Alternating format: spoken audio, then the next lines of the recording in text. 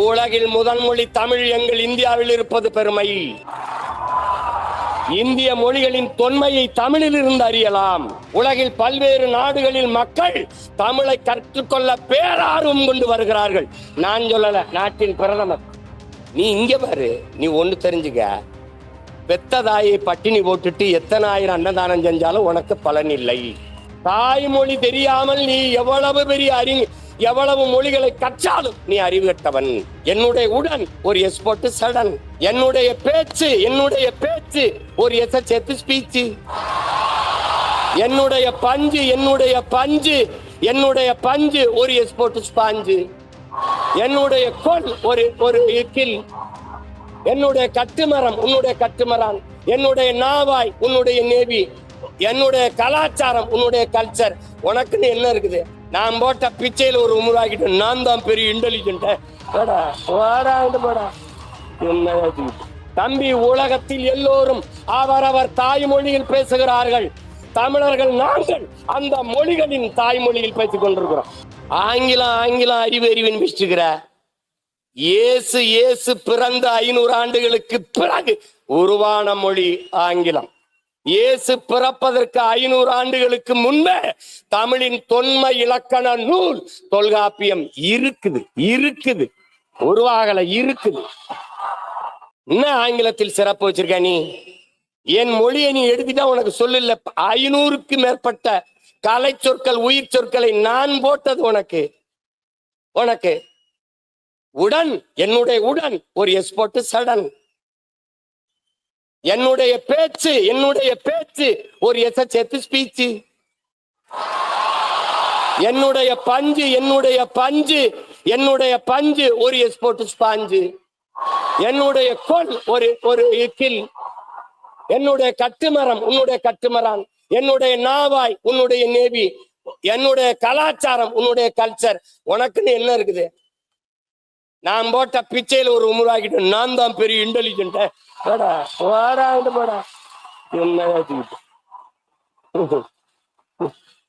தம்பி, உலகத்தில் எல்லோரும் அவரவர் தாய்மொழியில் பேசுகிறார்கள். தமிழர்கள் நாங்கள் அந்த மொழிகளின் தாய்மொழியில் பேசிக் கொண்டிருக்கிறோம்.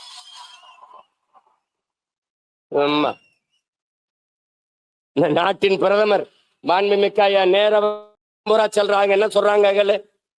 உலகம் புறா உலகில் முதன்மொழி தமிழ் எங்கள் இந்தியாவில் இருப்பது பெருமை. இந்திய மொழிகளின் தொன்மையை தமிழில் இருந்து அறியலாம். உலகில் பல்வேறு நாடுகளில் மக்கள் தமிழை கற்றுக்கொள்ள பேரார்வம் கொண்டு வருகிறார்கள். நான் சொல்லல, நாட்டின் பிரதமர். நீ இங்க பாரு, நீ ஒண்ணு தெரிஞ்சுக்க, பெத்த தாயை பட்டினி போட்டுட்டு எத்தனை ஆயிரம் அன்னதானம் செஞ்சாலும் உனக்கு பலன் இல்லை. தாய்மொழி தெரியாமல் நீ எவ்வளவு பெரிய எவ்வளவு மொழிகளை கற்றாலும் நீ அறிவுகட்டவன். பெத்த தாய் யாருன்னு தெரியாம நீ எப்படி நீ இருப்ப? என்னன்னு சொல்றது? நீ மனநிலை பிறண்டு போனவன், நீ நினைவற்றவன். ஒண்ணுதான் உன் தம்பி தங்கைகளே, ஒண்ணுதான் நீங்க நல்லா நினைச்சுக்கணும். இந்த அரங்கத்திற்கு எத்தனை சாளரங்கள், சன்னல்கள், அத்தனைகளாக உலக மொழிகளை நாம் வைத்துக் கொள்ளுவோம். ஆனால் நுழைவாசலாக இருக்கிற தலைவாசலாக நம்முடைய தாய்மொழி தமிழை நாம் வைத்துக் கொள்வோம்.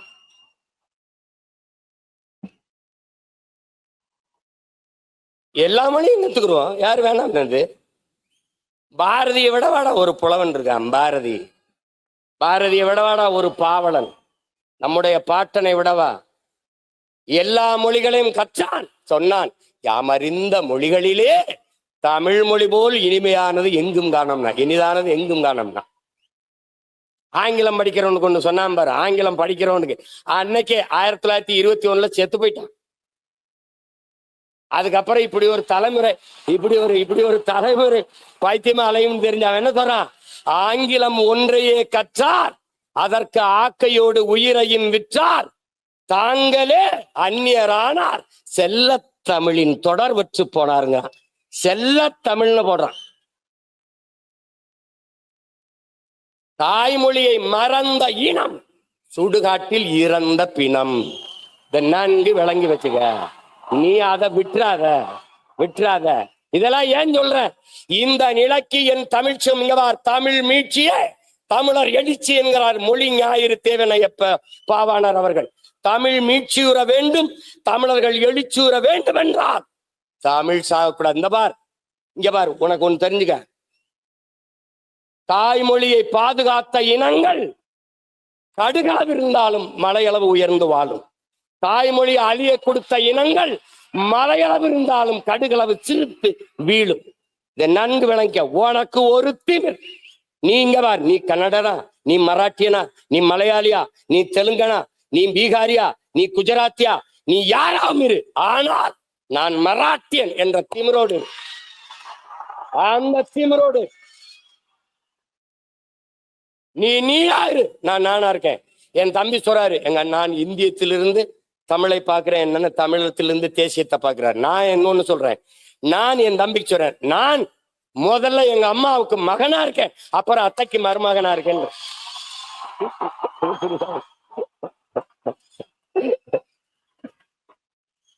இந்த தேசம் நல்லா இருக்கணும்னா, இந்த நாடு நல்லா இருக்கணும்னா என் வீடு நல்லா இருக்கணும், என் வீடு நல்லா இருக்கணும், உன் வீடு நல்லா இருக்கணும், அவர் வீடு நல்லா இருக்கணும், அவர் வீடு நல்லா இருக்கணும்.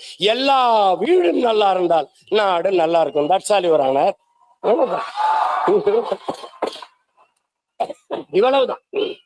அதுல இங்க பாரு, அதுல மருத்துவம், கல்வி, பொறியியல் கல்வி தமிழில் படிக்க முடியுமா என்பதற்கு அதற்கு சான்று இங்க பார்.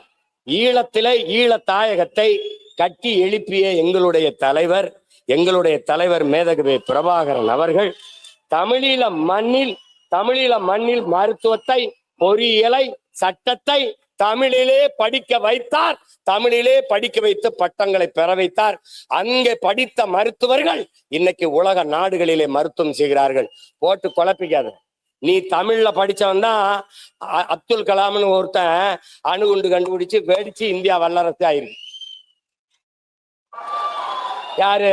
நம்ம ஐயா மயில்சாமி அண்ணாதுறையிலிருந்து சிவத்திலிருந்து எல்லாரும் தாய்மொழி கல்வியில கற்றவர்கள் தான். நீ என்ன தொடக்க கல்வி தமிழ்ல இருக்கணும் அப்படின்னு வேற இருங்க. அண்ணாட்ட 8ஆம் வரைக்கும் தமிழ் படிச்சா போதும். அதுக்கப்புறம் எம்ஏ தமிழ் இலக்கியம், முதுகலை தமிழ் இலக்கியம் படிச்சவனே பொழிப்புற தேடிக்கிட்டு இருக்கான். எங்க ஐயாவுக்கு தெரியும், தமிழ்துறை பேராசிரியர் எங்க ஐயா இருக்காங்க, ஞான சம்பந்தம். என்னுடைய பேராசிரியர் தோ பரமசிவம், அவருடைய நண்பர்.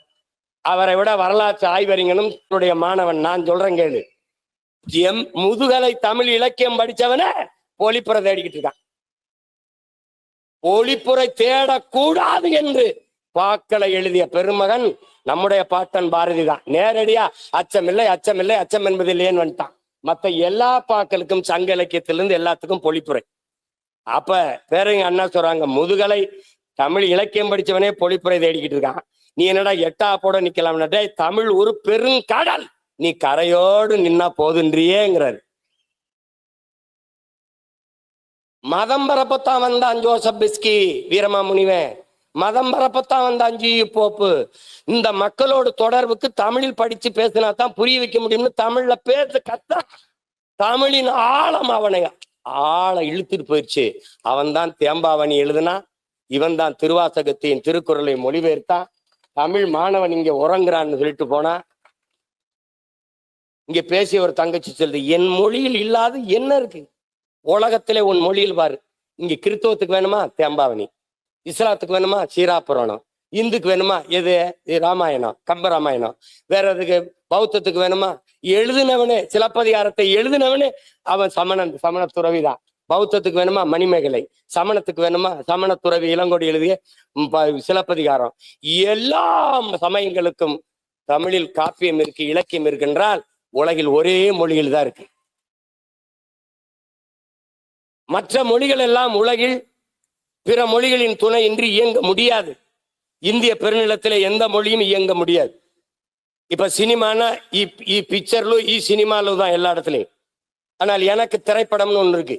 இது எல்லா இடத்துலையும் மைக் தான் தம்பி, ஆனா எனக்கு ஒளி வாங்கியிருக்கு. இது எல்லா இடத்துலையும் ஸ்பீக்கர் தான் தம்பி, எனக்கு ஒளி பெருக்கி. இது எல்லா இடத்துலையும் லைட் தான் தம்பி, எனக்கு இது விளக்கு. புரியுதுன்னு நினைக்கிறேன். இது கேமரா தான், எனக்கு ஒளிப்பதிவு கருவி. அது சேர் தான், எனக்கு நாற்காலி. இது டேபிள், எனக்கு மேசை. உலகத்திங்க பாரு, இது லேப்டாப், எனக்கு மடிக்கணினி. அது கம்ப்யூட்டர், கணிப்பொறி. எல்லாவற்றுக்கும் இது செல்போன், அலைபேசி, செல்லிடபேசி, கைபேசி, எல்லாவற்றுக்கும் தமிழில் உயிர் சொல், கலை சொற்கள், வேர்ச்சொற்கள் இருக்கு தம்பி. ஆங்கிலத்துல அரிசி ரைஸான் தம்பி, நெல்லு ரைஸான் தம்பி, சோறு ரைஸான் தம்பி. எனக்கு நெல்லு, அரிசி, சோறு 3 சொல் இருக்கு தம்பி. அதனால்தான் சொல் தமிழா சொல், சொல் தமிழா சொல். உனக்கு சித்தப்பா அங்கிள், பெரியப்பா அங்கிள், மாமா அங்கிள். எனக்கு ஒரே அங்கிள் தான். ஏன் நீ ஜங்கிள்? எனக்கு பாரு சித்தப்பா, பெரியப்பா, மாமா. எனக்கு 3 சொல் இருக்கு. உனக்கு சின்னம்மா, பெரியம்மா, அத்தை, எல்லாத்துக்கும் ஆன்டி தான். எனக்கு இல்லாத என்ன இருக்கு? ஏன்னா எனக்கு ஒரு குற்ற உணர்ச்சி இருக்கு, தாழ்வு மனப்பான்மை இருக்கு. தமிழ் படிச்சா வேலை கிடைக்காது, தமிழ் படிச்சா சோறு கிடைக்காது. நீ சொல் என் உடன் பிறந்தானே, தமிழ் எனக்கு வேலையும் சோறும் அல்ல, தமிழ் எனக்கு உயிர் என்று. அவ்வளவுதான். அதை சொல், உறக்க சொல், சொல் தமிழா சொல். நான் தமிழன் என்று சொல், என் தாய்மொழி தமிழ் என்று சொல். நீ சொல்லல. மொழி ஆய்வறிஞர், அமெரிக்க மொழி ஆய்வறிஞர் அலெக்ஸ் கோர் எழுதுறா மாணவர்கள்ட்ட, ஒரு வெள்ள பலகையில வலையொலியில் தட்டிப்பார், உலகத்தில் மனிதர்கள் பேசிய முதல் மொழி தமிழ் என்று எழுதுறார். ஆதியில் காடுகள் மனிதன் உழைக்கத் தொடங்கிய போது உழைப்பிலிருந்து உருவானது மொழி. காடுகளில் உழைக்கும் போது தொலைதூரத்தில் இருக்கிற அழைக்கிறதுக்கு என்று எழுப்பினான். அந்த ஒலிகள் இன்றும் தமிழில் அப்படியே இருப்பதால் ஆதி மொழி தமிழ் என்று அறிஞர்கள் வரையறுக்கிறார். ஓடு பேச முதல்ல குற்ற உணர்வை தகர்த்து விடு, ஒன்னால முடியாதுன்னு. எங்க ஐயா இந்திய நாட்டை ஒரு தமிழன் ஆளணும்னு நீ இதெல்லாம் சாத்தியமா அப்படின்னு. எது ஒன்றும் சாத்தியத்திலிருந்து பிறக்கிறதில்லை என் உடன் பிறந்தார்களே, தேவையிலிருந்து தான் பிறகுது. ஒரு தமிழன் இந்த நாட்டை ஆண்டாதான் நாடு நல்லா இருக்கும் நிலைமை வந்துச்சுன்னா ஆளுவான்.